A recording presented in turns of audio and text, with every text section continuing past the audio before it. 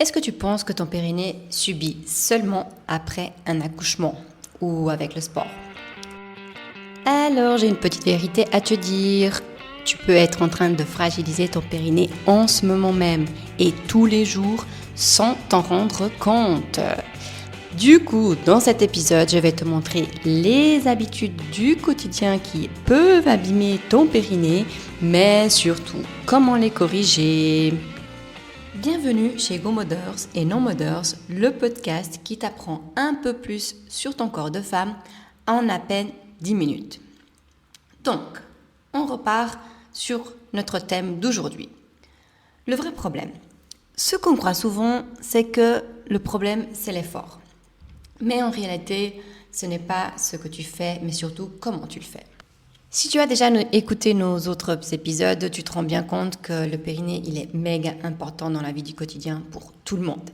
Et surtout qu'il travaille toute la journée. Quand tu portes, quand tu bouges, quand tu respires, quand tu éternues. Donc, si la gestion de pression est mauvaise, il va prendre cher, ça c'est sûr. Et ça, sans que tu te rendes compte. Petit exemple, porter tes courses ou ton enfant. Qu'est-ce que la plupart des femmes font?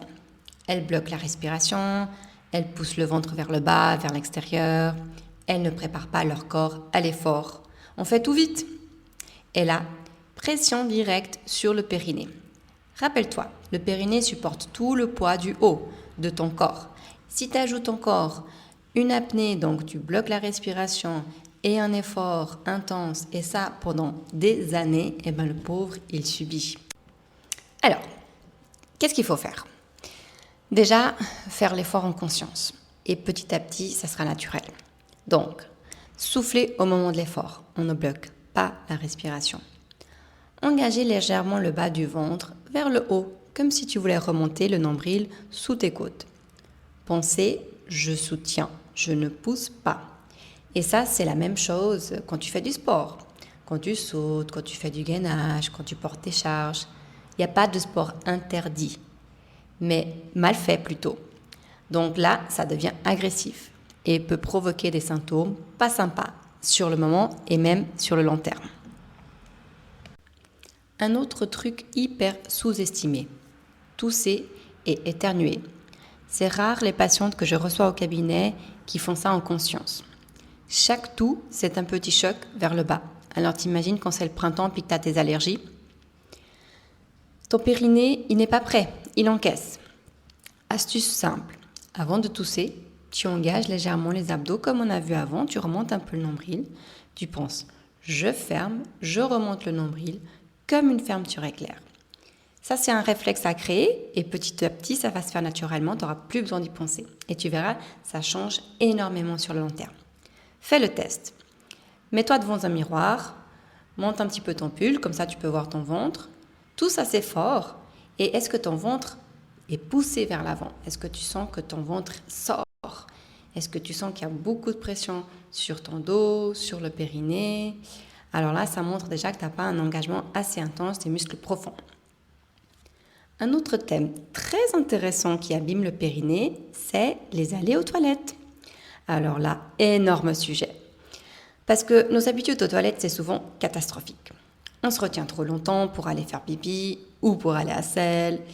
On va vite faire un pipi au cas où, donc le cas contraire, on va vite aux toilettes sans vraiment en avoir besoin. On pousse pour uriner. On ignore l'envie d'aller à la selle. Tout ça, ça perturbe énormément le périnée et tes habitudes. Donc là, qu'est-ce qu'il faut retenir? Ton corps t'envoie des signaux. Le problème, c'est qu'on ne les écoute pas. On est trop dans notre train-train, on veut vite faire ci, on veut vite faire ça, et puis on laisse passer le mouvement. Tu y vas quand tu as besoin, autant pour uriner comme pour aller à la selle. Si tu n'as pas réussi à aller tout de suite, va dès que tu peux. On ne pousse pas pour aller aux toilettes. Tu prends ton temps et tu essayes de faire ça en conscience avec l'expiration sans bloquer. On préparera aussi un petit épisode spécial aller à selle. Mais en attendant, n'hésite pas à visiter notre compte sur Instagram, Go Mothers, avec des petits reels qui vont déjà te donner des tips de comment bien aller à selle. Un autre problème qui abîme ton périnée, c'est un périnée trop contracté. Et ça, c'est le point que beaucoup de femmes ne connaissent pas. Un périnée faible n'est pas toujours un périnée relâché. D'ailleurs, j'aime pas dire un périnée faible, mais plutôt un périnée qui n'est pas fonctionnel. Beaucoup de femmes ont un périnée qui travaille trop, qui est contracté toute la journée. C'est clair que je donne souvent cet exemple, si tu as le bras levé toute la journée, au bout d'un moment, tu n'arriveras pas à aller chercher quelque chose qui est tout en haut dans l'armoire, tout au fond, parce que ton bras sera déjà trop fatigué d'être tout le temps levé. Le périnée, c'est la même chose. Des indices qui montrent que ton périnée est trop contracté. Bon, déjà, pose-toi la question. Si tu es tranquille, assise, debout, sans faire d'efforts trop importants et que tu sens que ton périnée est contracté, là, c'est déjà un signe qui probablement montre que ton périnée est souvent contracté. Un ventre aussi trop rentré, trop contracté. Des fessiers aussi serrés ou un corps qui est en tension en permanence. Et tout ça, ça peut créer des douleurs, des fuites, une sensation de blocage. Ton périnée a besoin aussi de savoir se relâcher.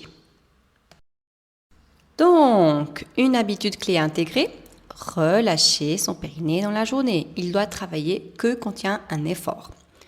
Surtout le soir, profite de te coucher, de faire un petit scan de ton corps, de relâcher les tensions du visage, de la mâchoire, des épaules et aussi du périnée. Tu te couches, tu respires profondément, tu laisses gonfler tes poumons, ton ventre, tu relâches, tu sens ton périnée qui suit le mouvement. Pose-toi la question, est-ce que je suis contractée quelque part? Et là, je vais essayer de relâcher. Parce qu'un corps tendu, c'est un périnée qui subit.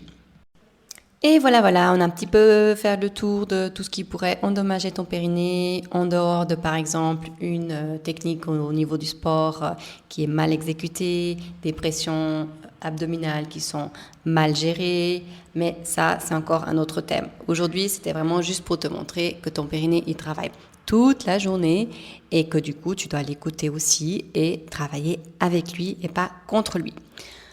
Donc, qu'est-ce qu'on a à retenir de cet épisode ? Ton périnée ne travaille pas seulement que quand tu fais du sport, il travaille toute la journée. Ce sont des petites habitudes qui font toute la différence. Mais ne te prends pas la tête. Tu n'as pas besoin d'être parfaite, mais juste déjà consciente. Et petit à petit, ça viendra. Commence par observer, essayer de changer une ou deux choses et déjà ton corps va te dire merci. Si tu te sens un peu perdu, que tu ne sais pas comment intégrer tout ça dans ta vie, que tu continues à avoir des symptômes, que tu aimerais avoir un peu de soutien, on est là aussi pour toi. Tu peux sans autre venir jeter un coup d'œil à mon programme GoCore. C'est un programme que je propose pour te faire un suivi personnalisé, adapté à tes symptômes, à tes objectifs, avec moi et tout ça depuis chez toi. N'hésite pas à jeter un coup d'œil sur notre site gomothers.ch pour trouver plus d'informations. Alors on se retrouve à très vite dans un prochain épisode. N'hésite pas à laisser en commentaire ton avis et tes envies de prochains thèmes qu'on pourrait aborder.